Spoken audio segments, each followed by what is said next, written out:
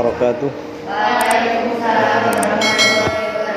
Ila hadrati Nabi Mustafa Muhammadin sallallahu alaihi wasallam wa ila hadrati azwaji wa dzurriyyatihi ashabi thumma ila hadrati ikhwani minal anbiya wal mursalin wal awliya'i wa syuhada sholihin wa sahabati wa tabi'in wal ulama wal amilin wal musannifin al mukhlisin wa jami'il malaikatil muqarrabin khususan la ruhi sultanil awliya Syaikhul Qadir Jilaini wa khususan la ruhi min marfu'ah wa khususan la ruhi Habib Sajid wa khususan ila jami'il muassis fi hadzal mahad wa khususan ila khadim fi hadzal mahad. Al-Fatihah. A'udzu billahi minasyaitonir rajim. Bismillahirrahmanirrahim. Maliki yaumiddin. Shiratal ladzina an'amta 'alaihim ghairil maghdubi 'alaihim. Amin. Mari kita lanjutkan bab wasailut thaharah.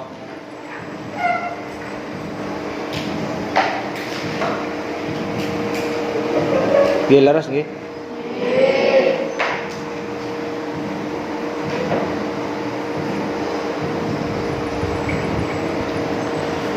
Wasailut thaharati wa maqasiduha. Utawi iki kubab mertalekake pira-pira wasilahe sesuci. Wa maqasiduha lan pira-pira maksude thaharah. Maksud niku nggih tujuane thaharah. Li thaharati arba'u wasailah. Li thaharati ku keduwene thaharah sesuci. Arba'u wasaila utawi papat pira-pira wasilah.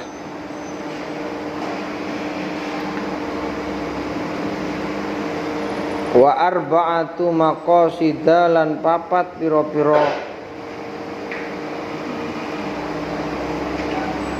maksud lan papat pira-pira perkara kang den sejo.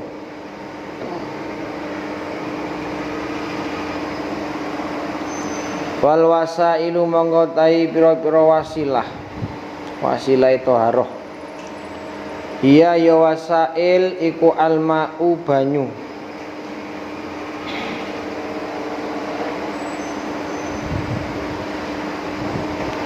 Wa turabulan lebu.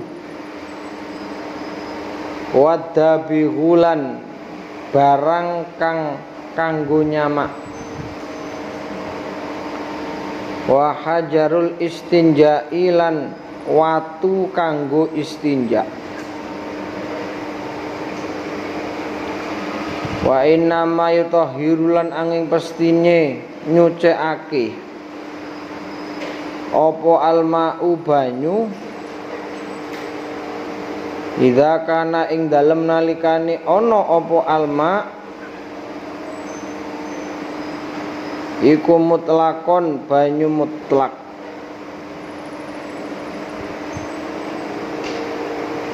Waturabulan angin pestine bisa nyucikake apa aturabu lebu idza kana nalikane ana ing dalem nalikane ana apa aturab iku kholison kang murni ghaira mustakmalin kang ora den enggo. Wadabihulan bisa nyocekake apa dabik niku alat kanggo nyamak. Idza kana ing dalem nalikane ana apa adabir iku khirifan sepet yang zihu kang bisa ngilangi apa khirif.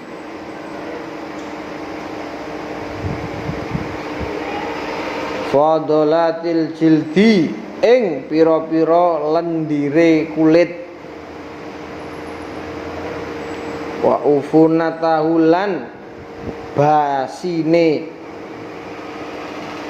jildin. Kal qaradhi kaya godhong, wa zarqit thairi lan teleke manuk,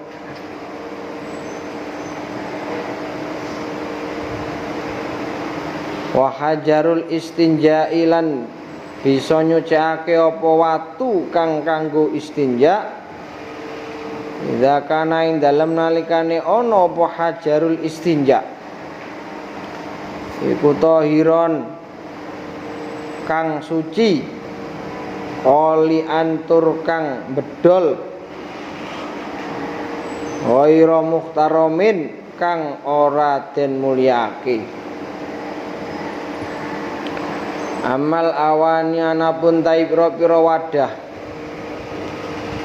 wal istihatu tai istihad iku alladzi perkara huwa kang utawi alladzi iku badlul majhudi ngerahake perkara kang den temeni utawa perkara kang den jihati fi tahsilil maksudin dalam ngasilake perkara kang den tuju.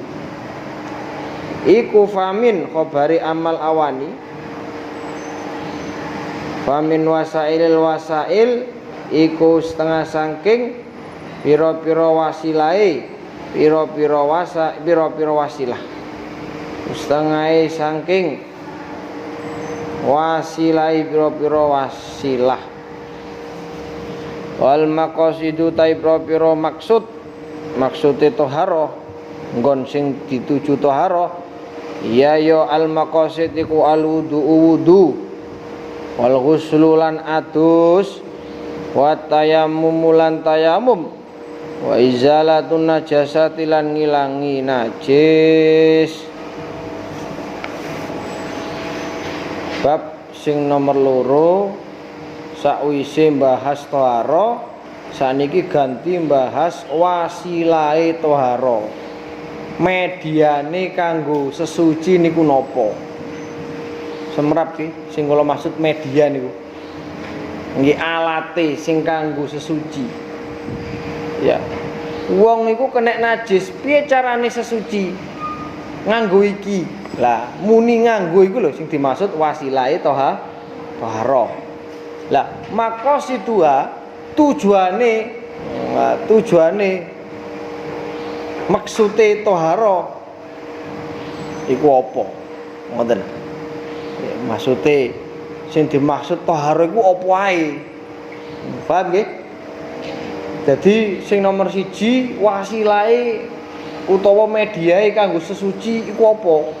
Alat untuk bersuci, alat yang digunakan untuk bersuci itu apa saja? Yang kedua, apa saja macam dari mutaharo itu namanya maksud. Apa sih sing dimaksud toharo itu? Bukan pengertian tapi apa sih macamnya toharo kuwi?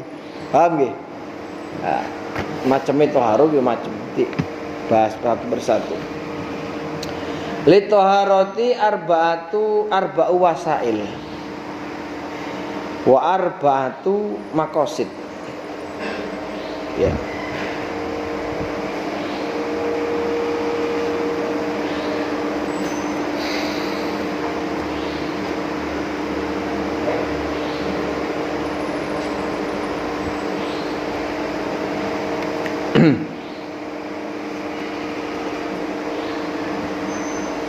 Sing pertama bahas toharoh,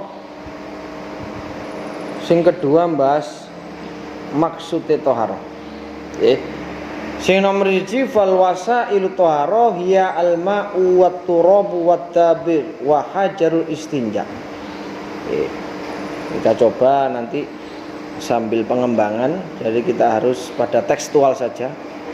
Kita bahas ini ya tidak hanya tekstual tapi lebih meluas lagi, lebih kita fokus ke pengembangannya. Wasilah toharo itu yang pertama adalah al-ma'u, air. Air itu adalah alat yang digunakan bersuci atau alat yang paling ampuh di dalam mensucikan sesuatu yang lain. Ya. Jadi di antara alat bersuci yang paling afdol, yang paling ampuh itu adalah air. Ya, saya ulangi bahwa di antara alat yang digunakan untuk bersuci, yang paling baik dan yang paling bagus dan paling afdol adalah air. Ya. Kalau air itu sampai seakar-akarnya. Ambil contoh aja. Salah satu di antara itu selain air, batu yang digunakan istinja. Batu itu yang dipakai istinja untuk cewek. Capeti batu itu atau tempat yang dibersihkan dengan batu, kira-kira masih bau enggak? Masih, tapi kalau air enggak. Ini yang paling ampuh. Ya.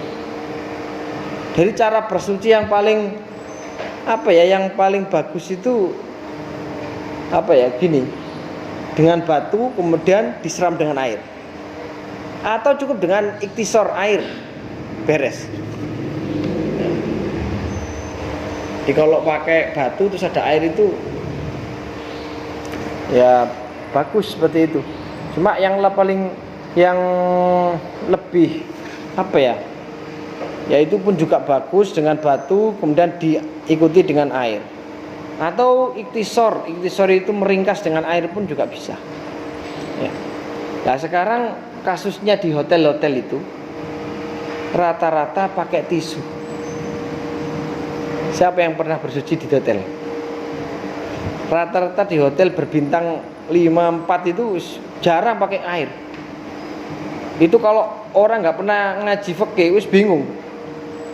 Sing nggak tahu ngaji blas tambah wis ngawur, wis mari cewek ke sholat. Saya itu paling resah kalau perjalanan itu sampai di bandara atau sampai di tempat-tempat umum di hotel, nggak begitu banyak memperhatikan air. Jadi air itu cuma digunakan mengalirkan najis. Tapi untuk bersuci itu dipakai suci dengan tisu. Nah, apakah boleh tisu digunakan untuk bersuci? Boleh. Kayak apa yo enak. Gitu? Itu kan memang dibuat sendiri oleh manusia, padahal mengalirkan air kan ya bisa-bisa saja. Dulu zaman Rasulullah pakai batu memang nggak ada air. Lah sekarang ini air melimpah. Lu kok kenapa dikasih tisu? Kepet kabeh. Coba sampean mulai sekarang nanti ya, kalau pipis nggih, kalau ngising sangu watu tok gak usah banyu. Coba rak gak enak rasane. Gitu begitu? Nggih gak enak, coba aja. Di hotel juga begitu. Yang biasa pakai air ya, suruh tisu tok dioset-oset napa meneh sing wong wedok gak mungkin iso. Wong itu jembret kabeh. Yang lanang je iso koyo selang ngono kuwi. Ya. Jalannya itu istiqomah. Lah kalau perempuan kan piye carane jembret kabeh? Ini sulit. Makanya saya pesan kalau nanti Anda buat rumah, ya toh? Buat rumah didesain kamar mandinya dibuatkan jeding yang lebih dari 2 kolam. Jangan mengikuti desain perumahan. Masa kamar mandi cuma sauplik ini? Apa bisa dipakai? Ya bisa, cuma kan kita itu harus berhati-hati. Makanya orang dulu itu, orang Jawa dulu, kalau buat jeding mesti gede jeding, ya, bisa. Terus biasanya gak usah di keramik, wademik orang-orang, wademik gak umum pokoknya, giatus. Komennya cedek genung, wes, tutur nih. Ya itu apa? Biar ketika listrik mati itu kan ada jaga nih. Terus biasanya wong biyen iku dicepai kumpo manual. Jadi listrik kan dikumpo. Orang-orang sekarang kan nggak sampai memperhatikan itu, nggak sampai memperhatikan itu. Sering saya lihat di perumahan itu cuma segini air itu. Ya Allah, iki lho ge opo? Ge adus ora kena. Senangane pancuran sabar. Yo rek listrike makan terus, listrike mati. Aman golek banyu endi? Makanya saya dari dulu nggak setuju. Walaupun istri saya itu minta simple, nggak usah pakai jeding. Tak tanya, kalau nanti listriknya mati, kamu mau nggak ngumpul dewe? Kamu mau ngangsu sendiri? Nggak mau. Ya dah. Kalau lebih dari 2 kali kan enak. Tetap bisa dipakai mandi, tetap bisa dipakai wudhu. Jadi filosofinya orang dulu itu ya nggak, kadang-kadang ya manfaat sekali. Nah sekarang yang kita dimaksud al-ma itu apa sih? Al-ma di sini coba dilihat di paling bawah itu sambil kita belajar. Huwa jauharun latifun sifafun yatluna bilauni inaihi bi khalqillahi rayyi inda tanawulihi. Jadi ya kristal-kristal yang sangat lembut sekali ya. Kristal atau mutiara yang sangat lembut sekali ya, yang selalu mengikuti warna dari wadahnya, rek warnai wadai kuning ya melokku kuning ya, tapi sebenarnya dia nggak punya warna. Yes, warnanya ya jernih itu. Bi khalqillahi yakhluqu atau bi khalqi dia. Yakhluqullah ar-rayya inda tanawulihi. Allah menciptakan kesegaran dalam air itu. Jadi ketika minum, ketika mandi itu akan terasa seger. Itulah yang namanya air. Ya. Air itu terbagi menjadi berapa? Air itu terbagi menjadi air yang bisa digunakan untuk bersuci terbagi menjadi 7 ya. Air hujan atau ma'us sama, air semur atau ma'ul bi'ri, air sumber namanya ma'ul aini. Kemudian air sungai namanya ma'un nahri. Kemudian air es namanya ma'us salji. Satu lagi apa? Ma'ul bahri, air laut ya. Semua itu asal usulnya atau pada dasarnya boleh digunakan bersuci. Tetapi jika nanti ada sesuatu yang masuk pada air tersebut di suatu wadah yang bisa merubah salah satu sifat air, maka air itu tidak bisa digunakan bersuci. Tetapi pada dasarnya ketujuh air itu boleh dan sah dipakai bersuci ya. Air hujan juga bisa, air sungai ya, sungai itu boleh. Tapi kalau sudah kena limbahnya pabrik ya nggak bocah ya. Air sumur juga begitu ya, ternyata dimasuki tikus sampai berubah airnya, itu juga termasuk apa? Najis, nggak bisa dipakai ya. Macam-macam nanti banyak ya. Makanya ini perlu pengembangan. Kalau kita cuma sekedar tekstual ini ya selesai, nggak ada nanti pengetahuan yang lain tentang air itu. Kemudian tentang masalah air itu dalam jenisnya itu ada 4. Ada ma'ul tohir mutahhir, ada tohiru mutahhir, ada ma'ul musta'malatun taghayyir. Namanya apa? Ghairu mutahhir. Ya dah. Ghairu mutahhir. Jadi yang pertama itu tohir mutahhir, yasihu istimaluhu atau yajuzu istimaluhu. Yang kedua tohir mutahhir yukrahu istimaluhu. Yang pertama itu suci mensucikan dan boleh digunakan. Yang kedua suci mensucikan tetapi makruh untuk digunakan. Gitu oke?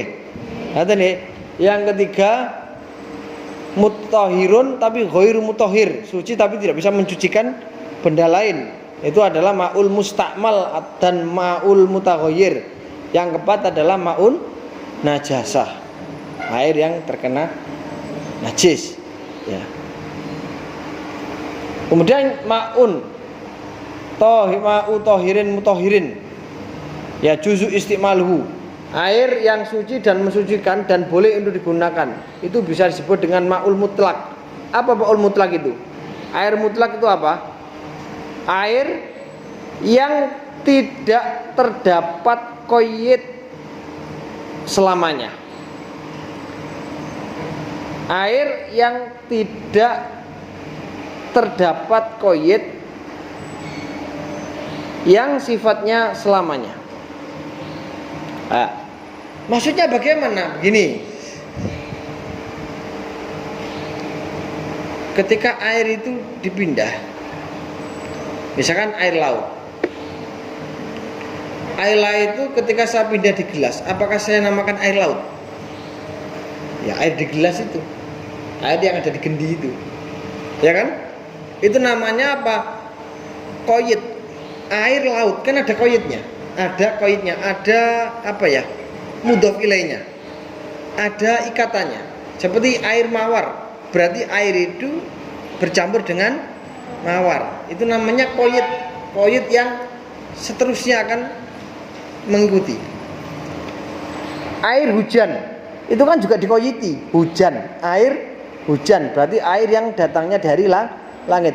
Tapi ketujuh air tadi yang saya sampaikan awal itu qaydnya tidak selalu menempel, tidak selamanya menempel pada air tersebut. Contoh air hujan. Air hujan itu ketika saya taruh di gelas, apakah Anda masih tetap mengatakan air hujan? Kenapa nggih? Ya enggak. Ya, ini air apa? Padahal kan air sumberan, ma'ul ain, ya kan? Itulah yang namanya qayd yang tidak menempel selamanya. Itu namanya mutlak. Ya, air hujan dipindah nang jeding, opo terus sampean iku pun air nomor air hujan. Wis sapa sing gak ngerti rek iku air hujan. Atau air sumberan, sampean kayak gini. Sampean jemputan iku air sumberan, bingung. Oh, air aqua kok air sumberan. Ya kan? Nah, inilah yang namanya qayd yang enggak menempel atau enggak mengikat selamanya. Inilah namanya air mutlak. Tapi ada kalanya air yang qaydnya mengikat seterusnya.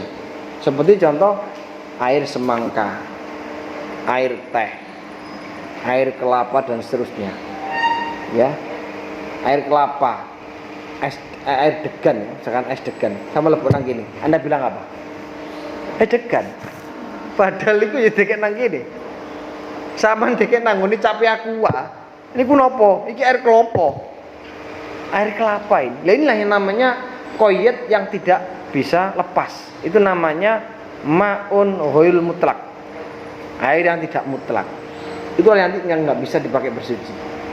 Tapi air mutlak itulah yang bisa dipakai bersuci. Jadi air yang mempunyai apa qayd atau ikatan yang tidak selamanya. Air laut kan ada ikatannya, laut ya ta? Air laut. Tapi kan ketika dipindah kan nggak selamanya dinamakan air laut, ya ta? Ketika sudah disuling itu kan ya, diambil garamnya terus jadi tawar, masa Anda masih mengatakan air laut? Kan enggak kan? Nah itu berarti ikatannya atau qaydnya tidak melekat selamanya. Itu namanya ma'ul mutlak. Makanya nanti kalau ditanya ma'ul mutlak itu apa? Ya air yang tidak ada qayd atau ada qayd tapi enggak selamanya. Ya. Ya terikat dengan qayd itu tidak selamanya. Seperti contoh tadi.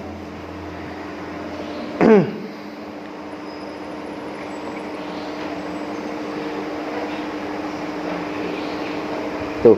Kemudian yang kedua adalah apa? Ma'u tahirin atau ma'un tahirun mutahhirun yukrahu istimaluhu.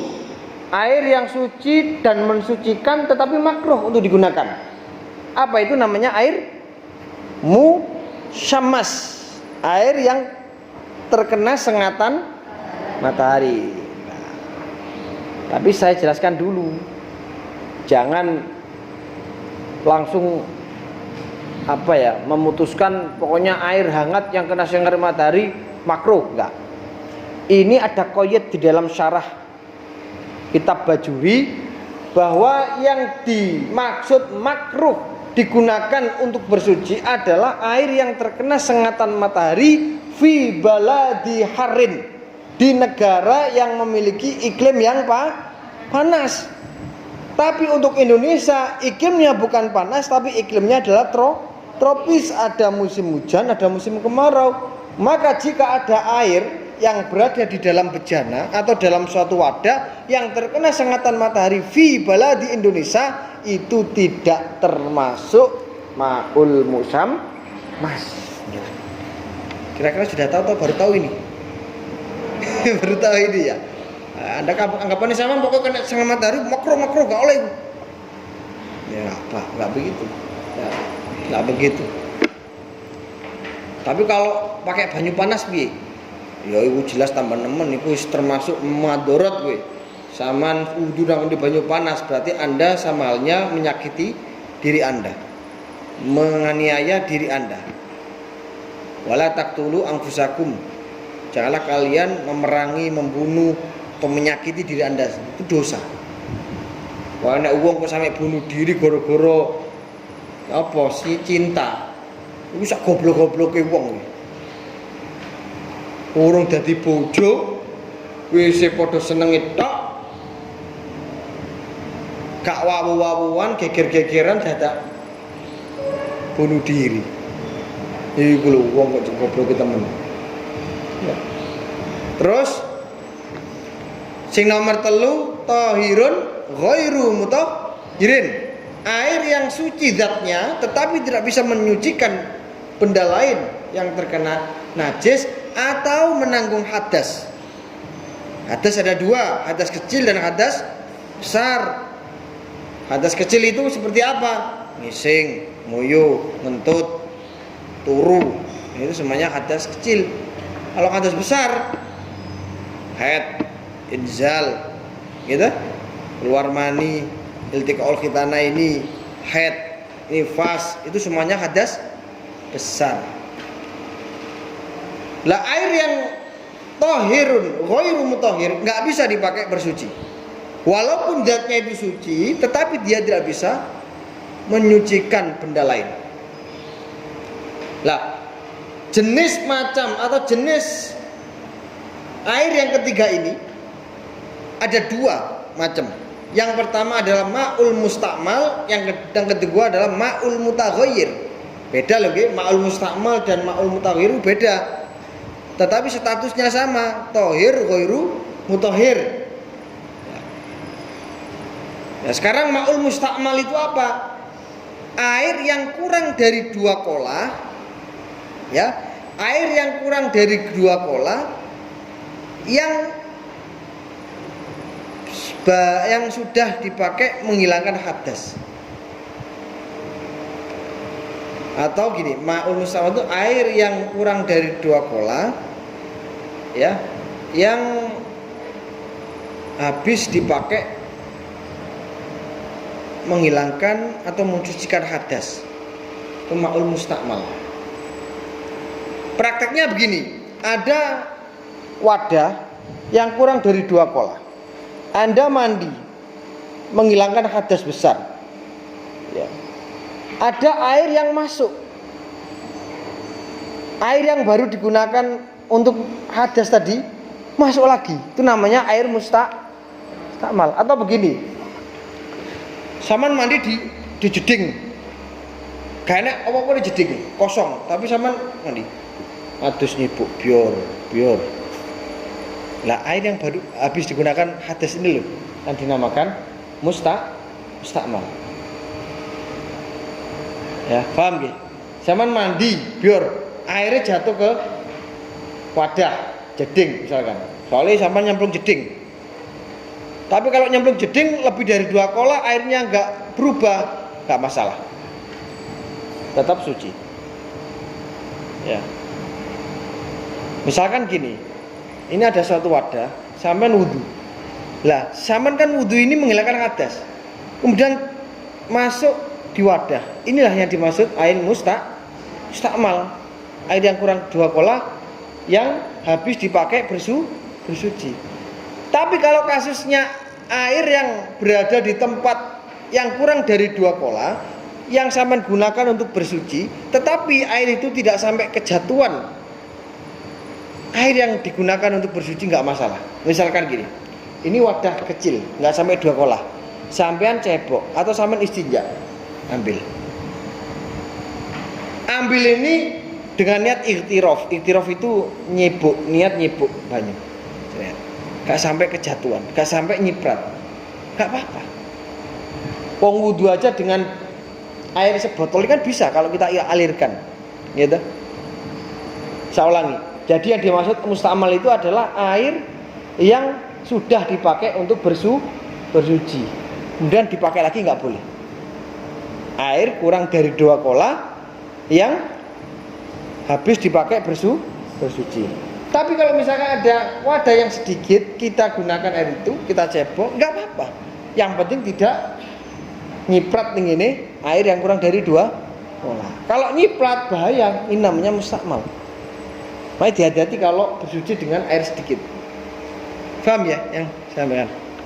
Kemudian kalau airnya lebih dari 2 kolah, misalkan di pondok itu kan ada kamar mandi atau wudu yang panjang itu, memanjang itu, airnya lebih-lebih, bahkan 10 kali lipat 2 kolah.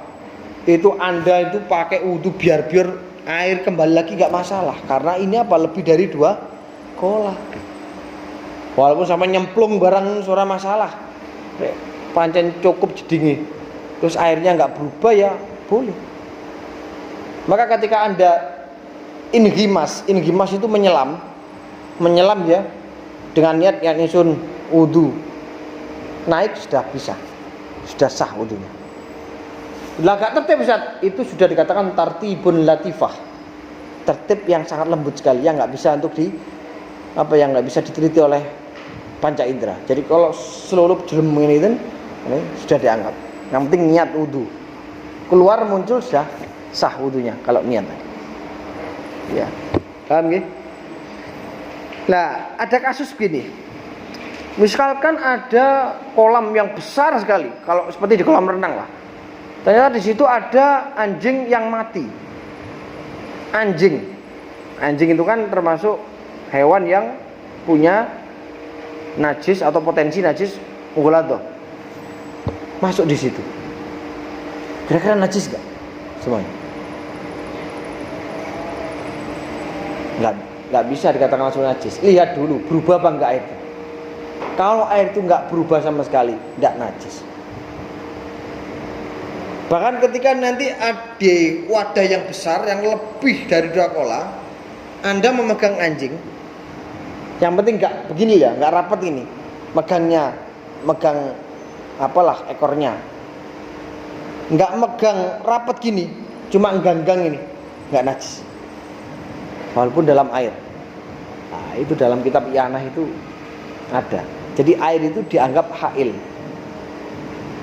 Saya ulangi ya, ketika ada kolam yang besar, di situ ada anjing, Anda pegangnya itu biasa, nggak rapat itu, pegang biasa.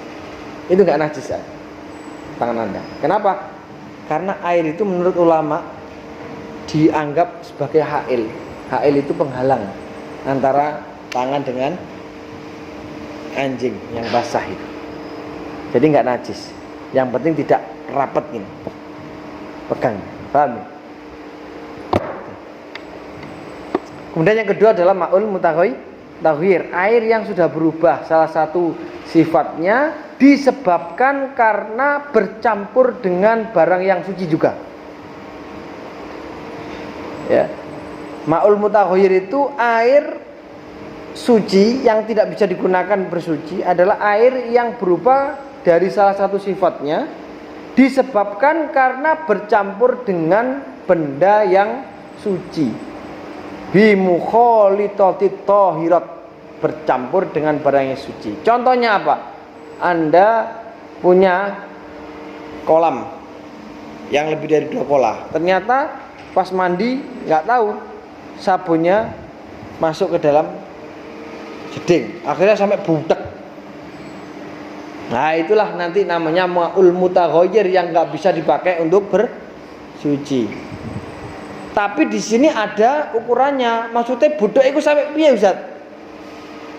Budek iku sekirane gak ketok lantai ini, gak ketok keramik ini. Lah piye ukurane? Wis pokoke umume wong iku ngarani wis ki nemen budeke. Tapi kalau budek-budek biasa, budek-budek masih jarang, itu tetap masih dimakfu. Boleh digunakan bersuci. Tapi kalau budek wis nemen sampai dasar air itu nggak kelihatan keramiknya, itu sudah nggak bisa dipakai. Paham?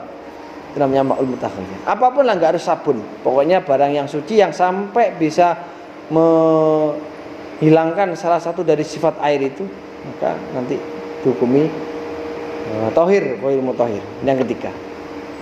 Yang keempat adalah ma'un najasah. Ma'un najasah itu juga dibagi dua, ya. Ma'un najasah itu yang pertama adalah air yang sedikit yang kena barang najis, itu berubah atau tidak airnya tetap najis. Ada air yang kurang dari 2 kola kecemplungan najis, itu berubah atau tidak airnya tetap dihukumi najis. Tetapi kalau yang kedua, jika air itu lebih dari 2 kola kecemplungan najis, dilihat dulu. Kalau airnya itu tidak ada perubahan sama sekali, tetap dinamakan air mutlak dan bisa digunakan bersuci. Walaupun toh itu kena atau kemasukan barang najis. Tapi kalau air 2 kola kecemplungan najis kok berubah airnya, lah ini baru dinamakan ma'un najas atau air najis. Paham ya? Kemudian ada lagi kasus, misalkan ada 20 timba. Ada 20 timba air. Semuanya baru dikencingi, semuanya dikencingi oleh kucing 20. Setelah itu timba 20 itu dijadikan satu. Ternyata enggak kelihatan perubahannya. Kalau sedikit tadi kan berubah atau tidak najis ya. Setelah dituangkan semuanya 20 timba itu, ternyata air enggak ada yang berubah salah satu sifatnya. Maka air itu tidak lagi najis, tapi menjadi air yang tohir mutahhir, suci dan mensucikan.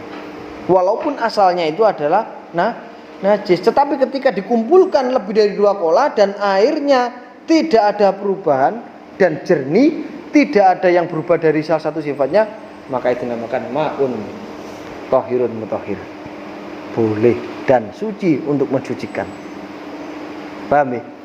Ditambahkan oleh Syarah Fathul Qorib itu ada lagi satu, tapi nggak dicantumkan dalam matan. Ma'ul haram, air yang haram untuk digunakan.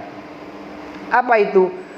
Air yang digunakan untuk bersuci, tetapi perolehannya itu dengan cara yang tidak dibenarkan syar'i, tidak dibenarkan oleh ajaran Islam. Wudu tapi gosok banyune, wudu tapi nyolong banyune, itu namanya ma'ul haram. Wudunya sah, tapi caranya yang tidak boleh. Paham? Itu namanya ma'ul haram, air yang haram untuk digunakan. Itu ada satu tambahan dari syarih, ya, orang yang mensyarih kitab Fathul Qorib. Nah, kalau kita ngaji seperti ini, insya Allah 1 tahun belum selesai kita. Bayangkan alma saja itu masih belum selesai. Kita kan bahas wasailut toharoh, masih ma'un. Nah, inilah yang saya kendaki itu. Kita kelas akhir itu ya bedalah dengan yang di bawahnya itu. Belajarnya harus lebih lebih meluas, lebih lebih banyak khazanah keilmuannya. Tadi alma ya, tuh. Kemudian waturab. Ya, yang kedua itu debu. Debu itu juga sama, boleh. Debu itu sebagai ganti dari air. Ya. Cuman yang dimaksud debu di sini adalah debu yang suci, debu yang tidak habis dipakai bersuci atau tayamum. Nah, debu ini memang murni. Ya. Idza kana khalisan ghairu mustakmalin. Debu yang benar-benar suci dan tidak baru dipakai untuk tayamum atau untuk menghilangkan hadas. Hanya saja bersuci dengan debu, ya, bersuci dengan memakai debu atau dengan kata lain tayamum atau mandi besar, itu tidak boleh digunakan untuk selamanya. Tayamum itu hanya bertahan 1 kali dalam melaksanakan sholat fardu. Kalau sholat sunat terserah. Kalau tayamum itu cuma boleh melakukan sholat fardu 1 kali. Kalau mau melakukan sholat fardu lagi harus tayamum lagi. Itulah perbedaan kekuatan antara air dan debu. Kalau air selama belum batal boleh melakukan sholat fardu berapapun jumlahnya. Tapi kalau turab, bersuci pakai debu, itu nanti cuma bertahan 1 kali dalam pelaksanaan sholat atau ibadah fardu. Nah, untuk caranya kita bersuci dengan debu itu macam-macam. Kalau mazhab Syafi'i itu kan caranya yang paling afdol kan begini, ngambil air ini terus diketok ini. Jadi yang diambilku gleduke, hubarunnya. Ya, debu ini juga nggak boleh digunakan bersuci dalam keadaan basah, nggak boleh. Harus dalam keadaan kering yang wafihi hubarun. Turab fihi hubarun. Debu yang mengandung apa? Bleduk. Ngerti paham? Nggih. Napa bleduk bahasa Indonesia iku? Kok gak ngerti ket biyen. Bleduk kuwi bahasa Indonesia opo? Enak sing Jakarta opo bahasa Indonesia bleduk iki? Wong angope baru-baru ini saya tahu. Wah, angop iku menguap. Awalnya orang ngerti opo bahasa Indonesia angop iku wis pokoke tak omong angop ngono ae. Glegeken barang baru-baru ini saya menemukan itu. Ya, ini aja lupa lagi. Glegeken apa? Bersendawa ya. Sendawa ya. Oh iya itu. Awalnya nggak tahu apa sih glegeken niku rek. Ya. Mbok bleduk ku apa? Jadi turab yang mengandung bleduk itu boleh. Yang boleh dipakai untuk bersuci. Kalau debu itu basah, ya nggak boleh basah. Ya, debu yang basah nggak boleh. Ada macam-macam. Kalau mazhab Syafi'i itu fihi gubarun. Tapi kalau mazhab Abu Hanifah, wis pokoke enek apa jenenge tembok apa wis gawe tayamum ora apa-apa. Makanya kalau ada orang yang tayamum di kapal terbang atau di tembok itu menurut Abu Hanifah. Kalau mazhab Syafi'i nggak boleh. Ya nggak boleh. Terus ada lagi yang metodenya itu pokok ada angin ngebes dulu, raine di depno ngene wis tayamum. Ya ada yang begitu lama itu ya. Pokoknya kalau sampean kepingin apa ya memiliki khazanah keilmuan agama yang meluas itu baca apa khilafiyah dari madzhabul arba'ah itu akan seru ya. Dan akhirnya kita nggak mudah menyalahkan orang. Loh, ulama Hanafiyah aja begitu kok. Syafi'i aja begitu. Lah kalau kita itu pakemnya juga Syafi'i dok. Ya artinya kita itu nggak melihat apa pendapat-pendapat lintas mazhab, maka kita akan terlalu apa ya fanatik. Kefanatikan kita itu akan terlalu apa ya ekstrim. Sehingga nanti melihat orang yang tidak sesuai dengan ajaran kita, wis gampang kafir, salah, dosa, sesat, menyesatkan, kan begitu. Lah kalau kita itu hidup di Mekah, kita ya, ibadah haji di Mekah, di Masjidil Haram, di Masjid Nabawi, terus melihat orang-orang yang bermacam-macam apa kita, cak sesat kuwi, gak bener, ya dipepurui wong awe dhewe. Wong di sana itu salat dengan jalan itu santai kok, ya, sholat dengan jalan itu santai. Sholat sampai gendong anak ini santai. Sholat sampai melaku ngelangkai wong Indonesia ini santai ya sholat kuwi. Sholat sampai tolak sampai ngidu. Sampai menakno kopiah. Mbek ngemenakno opo wae wis umek kabeh. Padahal kalau Syafi'iyah kan ketika salah khutwatin mutawaliyatin fa huwa batilun. Gitu. Kalau ada langkah yang 3 kali yang jumlahnya 3 kali secara berturut-turut maka dihukumi batal. Atau sawai dia ngene Mekah itu ya apa batal kabeh. Oh batal kabeh niku. Mboten sah kula tok sing sah. Nah, ini mboten saged. Karena mereka itu menggunakan mazhab selain Syafi'iyah. Kalau Indonesia memang mayoritas Syafi'iyah. Tapi kalau di Mekah ya banyakan seperti Malikiyah, Hanafiyah. Ya. Dan orang itu nggak bermadzhab itu. Sudah diputuskan dalam kitab usul fikih wajib ala kulli muslimin itu ikhtaru ahadi madzhabil arba'ah. Wajib memilih salah satu dari 4 mazhab yang sudah disepakati. Nggak boleh terus netral gitu, nggak boleh, atau dipilih yang enak-enak aja, itu nggak boleh. Namanya taufik. Ya. Itu debu. Nah sekarang saya tanya, manusia itu sebenarnya dari turab atau dari apa? Tanah tak? Nih uang itu tuh nopo tanah nih. Biar aku piye dibentuk terus di. Dulu ada iblis itu yang ada orang itu yang protes. Dia menganalogi atau merasionalkan bahwa orang itu ketika dia diciptakan dari ini maka dia akan kebal. Ya. Dia bilang begini, saya itu kok muskil ya. Jin setan itu kan terbuat dari api. Apa dia juga merasa panas ketika di neraka? Dia itu bingung. Ya. Kan dia itu diciptakan dari api, ya dah. Kemudian dia dibakar. Kan aneh dia merasa panas, gitu. Ya, marungu ada orang jawab tapi nggak pakai jawaban, nggak pakai lisan, ditabuk. Ya, ditabuk. Poh. Loro Kang. Lagi itu apa? Itu tanah. Lah kowe itu tanah, padha itu tanah loro sih, loro. Ya iku lho padha ae. Di neraka iku masih diobong iku tutuk geni ya padha panase. Wong padha tanah aja ditampar aja sakit gitu. Gitu. Ya itulah yang menjadikan iblis itu marah ini. Iblis itu sudah menggangkang.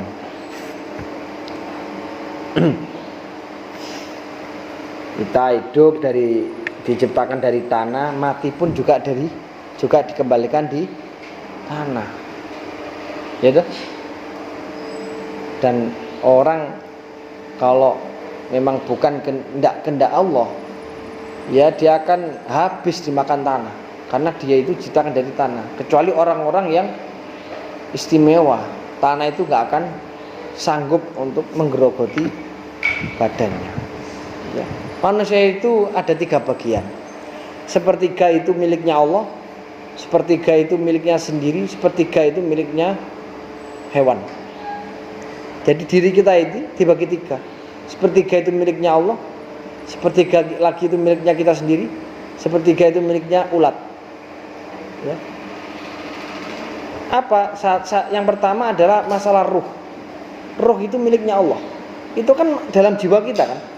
Itu miliknya Allah sepertiga itu. Namanya ruh.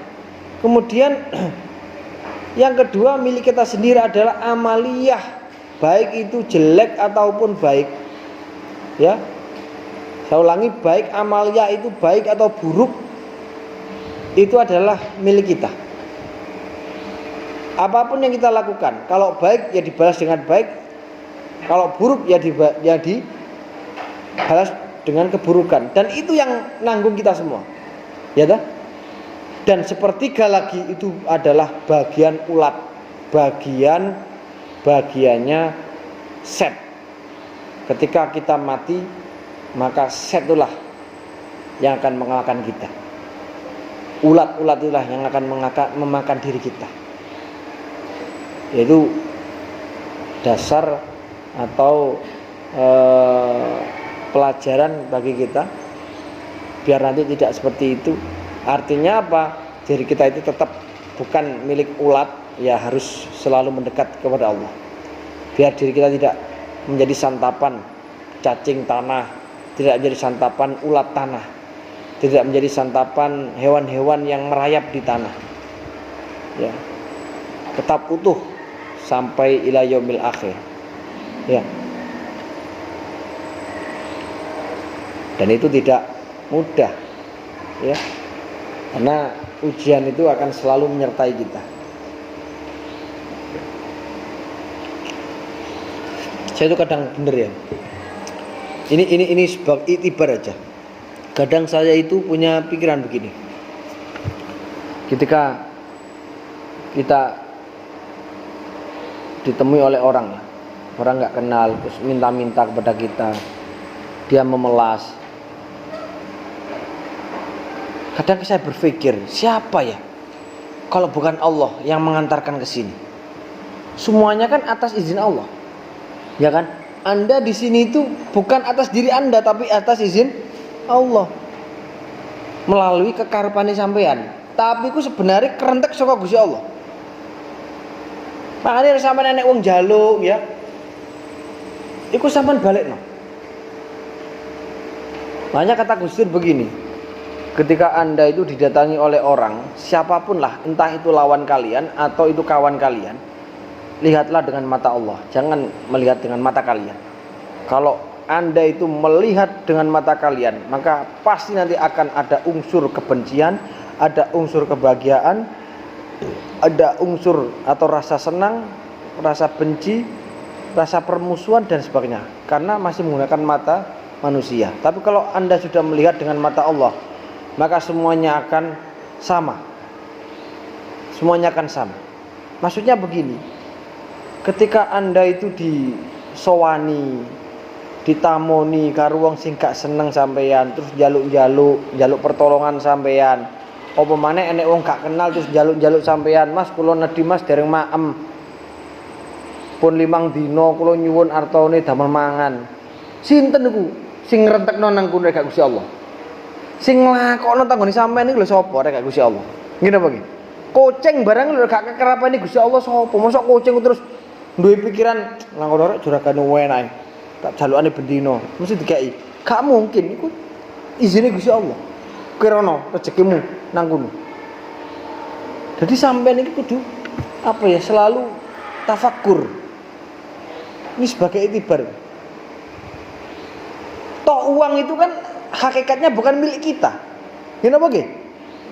Kan bukan milik kita. Apapun harta benda yang kita miliki, apa sejatinya milik kita? Kan tidak. Kita hanya sebagai apa? Wasilah saja. Ini sebagai jembatan. Makanya ada nasihat itu yang bilang begini, jadilah Anda itu hidup seperti orang parkir.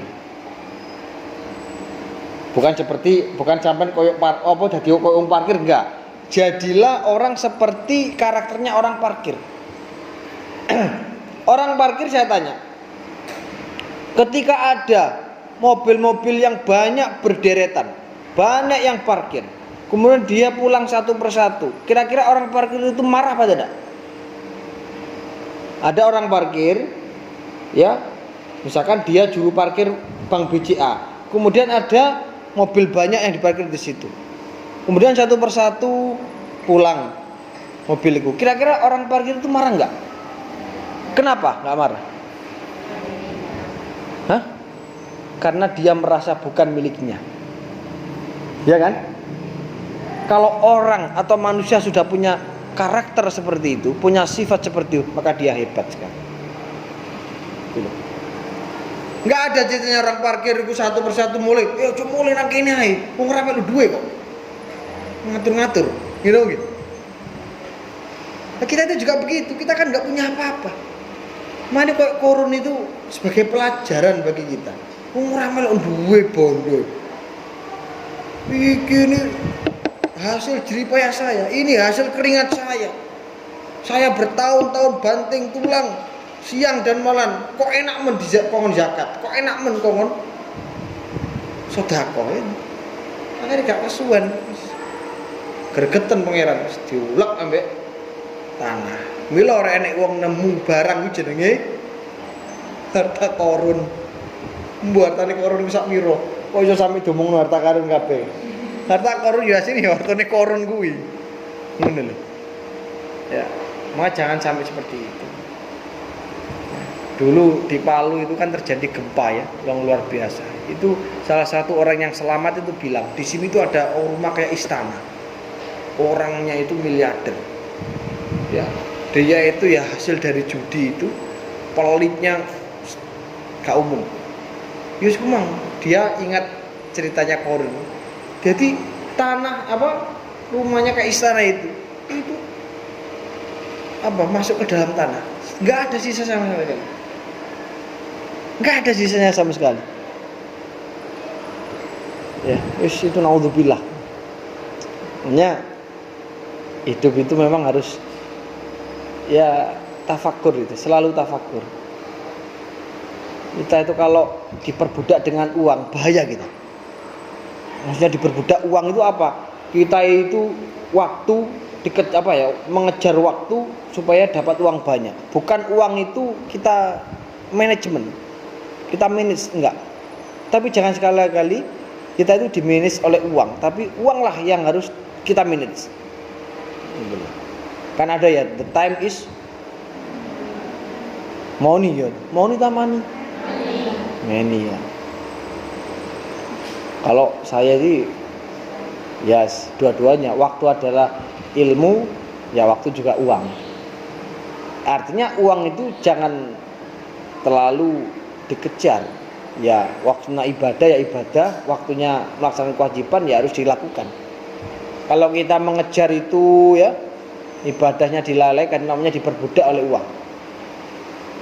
Toh marunu mati lho ora sing digowo, sak ribis juga digowo. Kadang kula iku ndelok wong sogene ora ukur. Atusan juta duweke, tanahe syarat-syarat.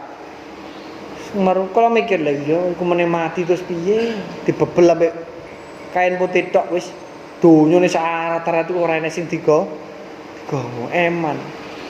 Ra iso duwe iku piye carane iso digawe sangu ning ngene napa sakwise mati. Gitu. Gak tahu iki ya ceramah ya.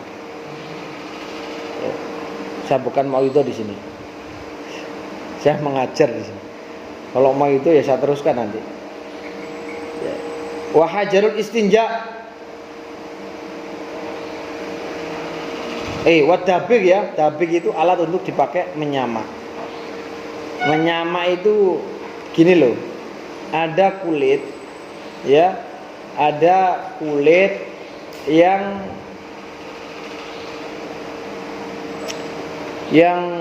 masih banyak kotoran atau masih banyak najis. Ya. Itu biasanya hewan itu mati karena bukan disembelih, mati yang bukan syar'i. Misalkan ada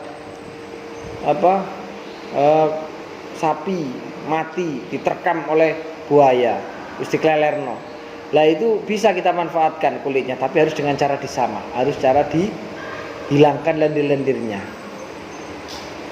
Itu boleh itu disamak. Ya.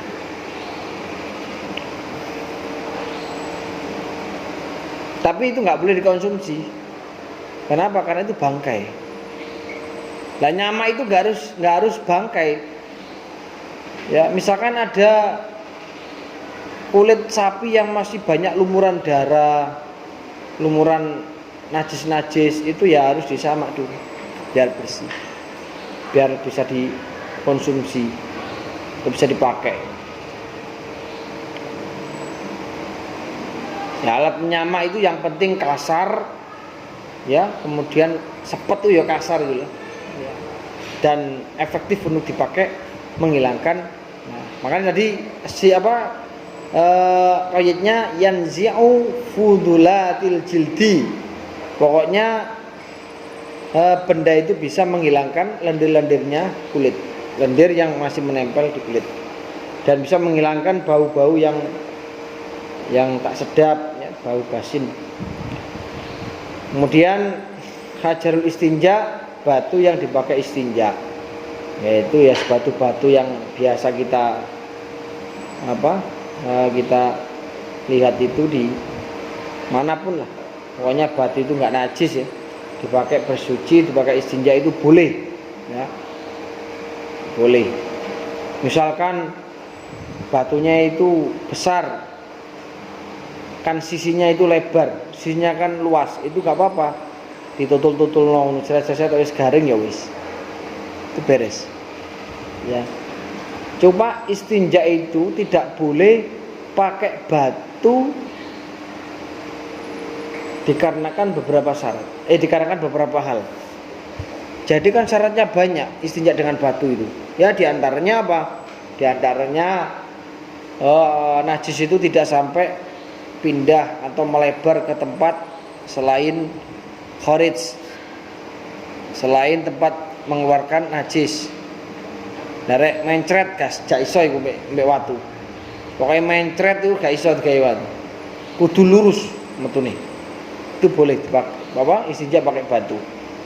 Kemudian tidak boleh sampai kering. Jadi begitu basah langsung dibersihkan dengan batu. Gak boleh nunggu sampai kering. Kalau kering harus pakai air. Ya, paham nggih? Itu tidak boleh ada najis baru. Harus najisnya dari situ. Nah, ini diantara syarat-syarat boleh menggunakan istinja dengan batu. Lah apakah hanya dengan batu? Enggak, yang penting keras, yang penting kolian bisa menghilangkan najis itu boleh. Makanya tisu yang kering itu boleh digunakan, karena dia termasuk kategori kolian, tohiron kolian, yang bisa mengangkat najis itu.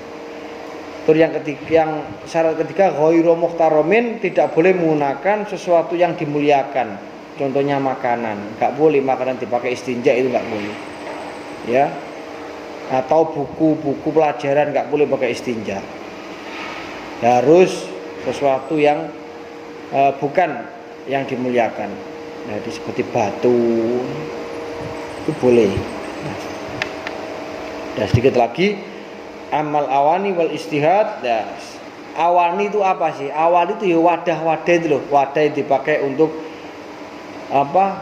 Bersuci, air itu, air yang ditaruh di wadah gitu. Dan wadah-wadah yang lain ya, yang digunakan untuk wadah alat bersuci.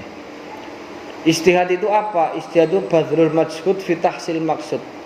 Jadi istihad itu adalah mengerahkan segala kekuatan, baik itu kekuatan tenaga, pikiran, ya, untuk menghasilkan sesuatu yang diharapkan.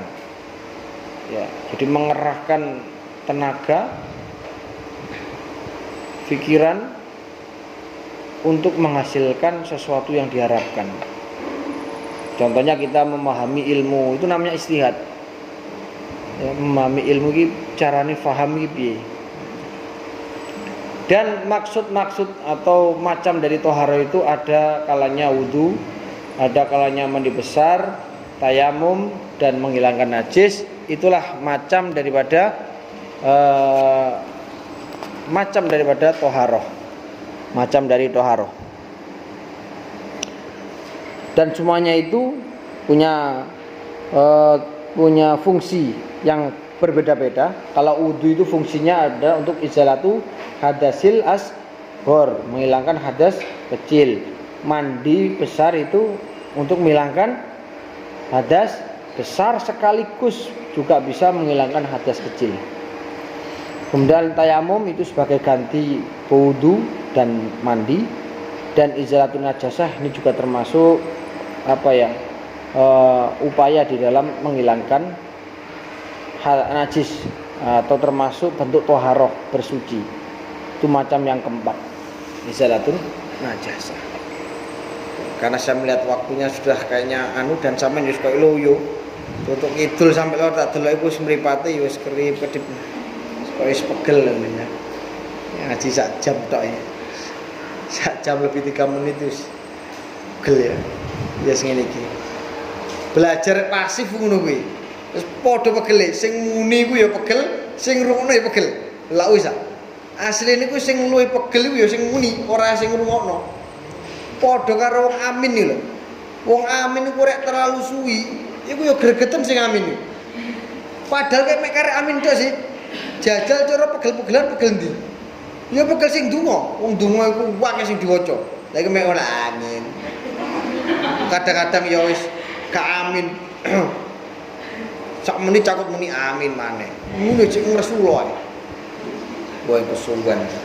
Sak pegel cangkemmu amin. Lah pegel ndi cangkemmu mek cangkeme wong sing muni donga kowe, ya ta? Lah tapi yo ancene ngono kuwi, mangane nggih. Sapa ae rek kate ibadah niku dilakukan dengan jamaah. Ojo kate pisan-pisan kesuwen. Kanjeng Nabi mawon ten gene Fathul Muin itu dawaken. Itu gene kitab Yana itu dawaken. Jadi apa ya? Bahasanya pokoknya percepatlah sholat kalian di dalam berjamaah. Kayak sholat dewe terserah. Ya terserah. Insyita, kowe karep suwi ya monggo, karep dilu ya monggo. Tapi nek berjamaah, ojo katik pisan-pisan kesuwen. Itulah yang membuat ibadah itu enggak ikhlas dan enggak diterima oleh Allah. Contoh wae traweh. Kasih diwaca ku akeh-akeh. Kecuali makmum iku rido kabeh gak masalah. Nggih. Nang ngene Mekah gak ono sing protes. Sedina sak jus ngono gak sing protes. Tapi rek ning ngene tambah beras, sampean terapno. Nggih to? Sampean terapno sak dina pokoke 23 iku kudu oleh target sak jus. Yakin menib bujar jamaah tarawih. Kita mending melok nang ngene sing ngono ae, Blitar kono, dawa wepet. Beres 12 menit beres kuwi. Rampung sak witir-witire. Nggih. Nah, ini rek sampean ibadah iku sing sifate jamaah. Opo ae aja kanthi suwi-suwi. Tahlilan bareng aja kesuwen. Wong kula ningali tahlilan niku lho kakean tawasul. Wong tawasul iku Fatihah sampai ping 15. Alhamdulillah tuwa wis sebut kabeh. La hadratus Syekh Asy-Syaikh Junaid Al-Baghdadi, Asy-Syaikh Yazid Al-Bustami, Asy-Syaikh Hasan Al-Basri, kabeh disebut. Wong sing awam-awam iku sapa sih sing diomongno iku? Ora sing paham. Ngono. Lah wong sing diomongno ila jamil auliya, gitu? Wal ulama ya wis. Wis situ itu. Akhirnya sing muni kula ora ikhlas. Pernah kejadian di kampung saya itu. Model koyok pondokan ngono. Mari enek mauidoi. Ya sing nguri iku langsung. Oh, antermu wis gak taek-taekan golek berkat gak apa-apa, mulih. Lho bener nek saya itu. Akhirnya mulai dari kejadian itu ya yang punya rumah itu nggak pernah kalau punya hajatan dibuat mauido nggak ada. Ya. Nah, ini sekali lagi yang terakhir, apapun ibadah yang kalian yang sifatnya jamaah, sifatnya kebersamaan, jangan sekali-kali diperpanjang, tapi percepat. Wong Kanjeng Nabi rek salat enek arek nangis, iku ndang cepet-cepet mari. Biar iku ya ono, enek wong nggawa anak iku jamane Kanjeng Nabi nggih enten. Kok enek arek dulinan nangis, langsung cepet karo Kanjeng Nabi. Soalnya apa? Kasihan mbok menawa arek iki nangis ngelak. Mbok menawa arek nangis iki kebelet pipis. Makane Kanjeng Nabi dicepet-cepetno. Ngono. Ojo karepe dhewe, enak-enakno Yasin Waqiah wis. Ora tambah oleh ganjaran, tambah oleh dosa. Saya kira cukup sekian. Ada kurang lebihnya saya mohon maaf. Ada pertanyaan enggak ada ya? Saya kira cukup sekian.